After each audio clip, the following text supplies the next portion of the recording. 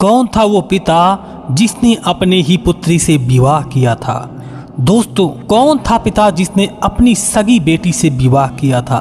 दोस्तों, हमारे इस हिंदू धर्म के इतिहास में अनेकों ऐसी कथाएं प्राप्त होती हैं जिनके बारे में बहुत कुछ सुनने को मिलता है। आज मैं उसी एक कथा को आपके सामने प्रस्तुत करने जा रहा हूं। दोस्तों, हमारे इस हिंदू धर्म में नारी सम्मान के लिए ना जाने कितने राजा और ऋषि मुनियों ने अपना बलिदान दे दिया है। संस्कृत में कहा गया है, तस्य नारीन पूजन्ते रमन्ते तत्र देवता, यानी जहाँ नारियों की पूजा होती है वहाँ स्वयं देवता निवास करते हैं। लेकिन रावण जैसे कुछ ऐसे भी अधर्मी भी हुए हैं जो अपनी बेटी समान सीता को पाने के लिए ना जाने क्या क्या करते हैं।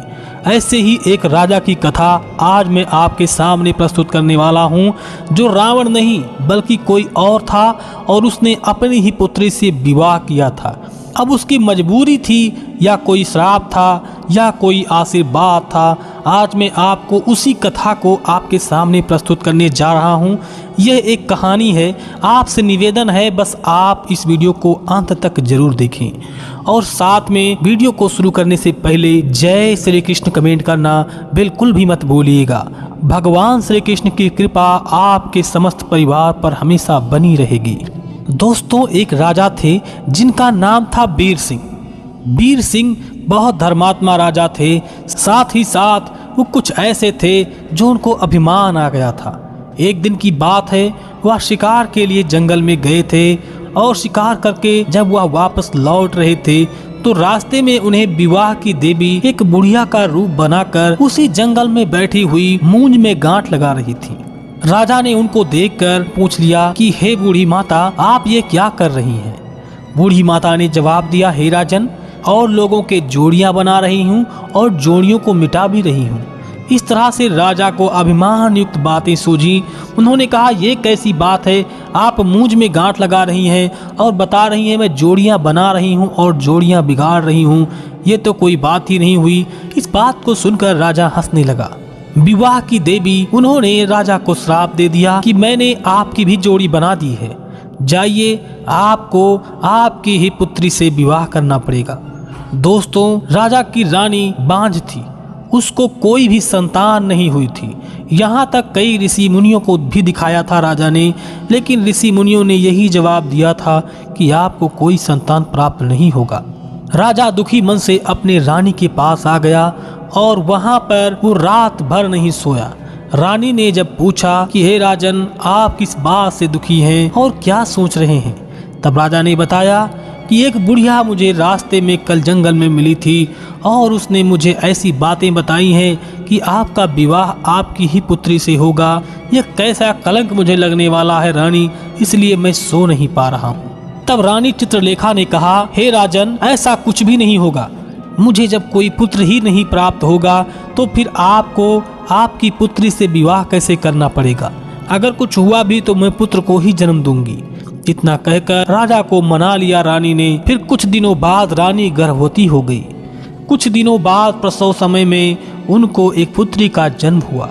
रानी बहुत घबरा गई कि कैसी विधि की लेख है, राजा को कलंक लगने की एक नई शुरुआत होने वाली है।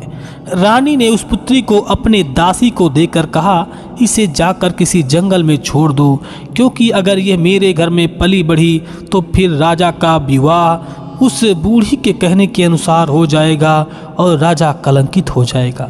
वो दासी उस पुत्री को ले जाकर जंगल में छोड़ने जा रही थी, तभी कुछ लोगों को उसने देखा तो वह डर गई कि अगर मैं पुत्री को इस जंगल में छोड़ दूंगी तो फिर मुझे भी कलंक लग जाएगा कि एक पुत्री को जंगल में छोड़कर ये चली गई है। कैसी नारी है जो अपनी पुत्री को नहीं बचा सकती। उस दासी ने ले जाकर गांव के एक घूर गड्ढे जो होते हैं जहां पर कूड़ा कचरा फेंका जाता है, उसी कूड़े कचरे के एक ढेर में यानी एक घूर में उस बच्ची को गाड़ दिया। बच्ची का थोड़ा सा मुंह खुला था, इसलिए वो सांसें ले रही थी। उस घूर के मालिक ने उस घूर को एक कुम्हार को बेच दिया।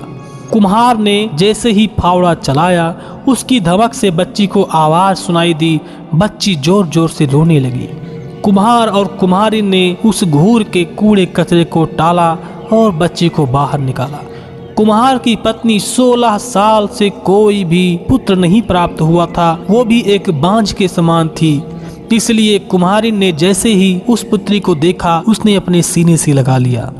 उसने कहा, इसे स्वयं भगवान ने मुझे दिया है, मैं अब बांझ नहीं हूँ, मैं इसे अपने पुत्री के समान पालूंगी और इसका ध्यान रखूंगी।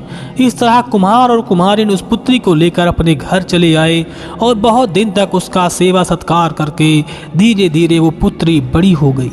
इतनी खूबसूरत थी कि उसे देखने में स्वयं चांद भी शर्मिंदा पड़ जाए। उस पुत्री ने कहा, हे पिताजी, आप इन गायों को चराने के लिए जाते हैं तो आप वृद्ध हो गए हैं, इसलिए मैं आपके इन गायों को चराने के लिए जंगल में जाऊंगी। वो कुम्हारी की पुत्री उस गायों को ले जाकर जंगल में चराने लगी। तभी राजा उधर से शिकार करने गया था। उसने उस पुत्री को देखकर उसको प्रेम हो गया और उसने अपने मन में, अपने हृदय में उस राजकुमारी के समान पुत्री को बसा लिया। वह कुम्हार की पुत्री इतनी खूबसूरत थी कि उसके सामने अप्सराएं भी फीकी पड़ रही थीं। उसकी सुंदरता को देखकर राजा भी मंत्रमुग्ध हो गया और रात में आकर उसने रानी से कहा कि हे रानी, मैं एक कन्या को देखकर आया हूँ, तुम मेरा उससे विवाह करा दो। रानी ने सारे समाचार को जाना तो उस समय दोस्तों राजा अनगिनत पत्नियों को रखते थे, ऐसा उस समय धर्मशास्त्रों में लिखा गया है। राजाओं की कई पत्नियां होती थीं और राजाओं के पास इतनी सुख सुविधा होती थी कि रानियों को कोई तकलीफ नहीं होती थी, वो अच्छे से बसर कर सकती थीं। लेकिन आज के ज़माने में एक पत्नी को भी रखना लोगों के लिए दुष्कर होता जा रहा है। रानी बांझ थी, इसलिए रानी ने उसको अपनाने का विचार बनाया और राजा से कहा, हे राजन, आप परेशान मत होएं, मैं सुबह नाई और पंडित जी को उस कुम्हार के घर में भेजूंगी। सुबह नाई और पंडित जी को बुलाकर रानी ने कुम्हार के घर में भेजा और नाई और पंडित ने जाकर कुम्हार को सारी बातें बताई। पंडित जी ने कुम्हारी से कहा कि हे देवी, आपकी पुत्री से हमारे इसी राज्य के राजा विवाह करना चाहते हैं, अगर आपको इनकार न हो तो स्वीकार करें। कुम्हारी ने कहा, हे पंडित जी, आप कैसी बातें कर रहे हैं, मैं एक छोटी तुच्छ जात की कुम्हारी हूँ और आप एक राजा हैं और राजा मेरी इस बेटी से कैसे विवाह करेंगे। पंडित जी ने कहा, ये बात सत्य है कि राजा आपकी पुत्री से विवाह करना चाहते हैं, अगर आप जवाब न दें तो विवाह के लिए तैयारी करें। कुम्हार और कुम्हारी ने राजा का विवाह उसी कन्या से कर दिया।